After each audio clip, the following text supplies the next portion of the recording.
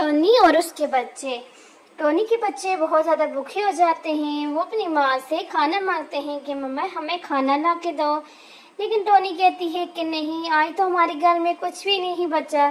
चलो आप लोग मेरा इंतज़ार करो, मैं आप लोगों के लिए मार्केट से कुछ लेके आती हूँ। टोनी वहाँ से चली जाती है और उसके बच्चे उसका इंतज़ार करने लगते हैं। टोनी वहां से जाने के बाद सोचती है कि मुझे जल्दी जल्दी बाजार जाना चाहिए, मेरे बच्चों को भूख लगी है, मैं बाजार जाऊं, अपने बच्चों के लिए उनकी पसंद की चीजें लेके आऊंगी।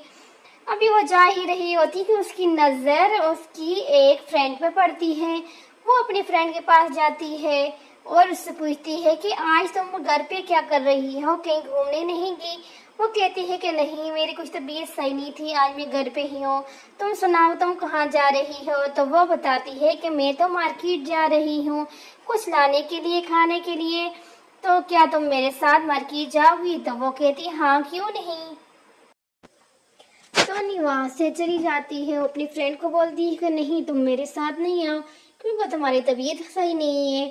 फिर वो वहां से चली जाती है और बोलती जाती है कि मुझे जल्दी जाना चाहिए, बच्चों के लिए कुछ लेना चाहिए।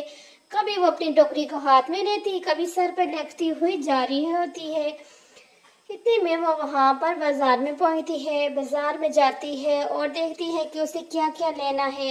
इधर उधर वो घूम रही होती है कि क्या चीज उसकी जो लेने वाली है किधर मिलेगी। इतने में उसे एक फ्रूट वाला दूसरी टोनी मिलती है। फिर वो उसके पास जाती है और उससे फ्रूट्स वगैरह और जो चीज लेनी है तो लेके अपने घर चली जाती है।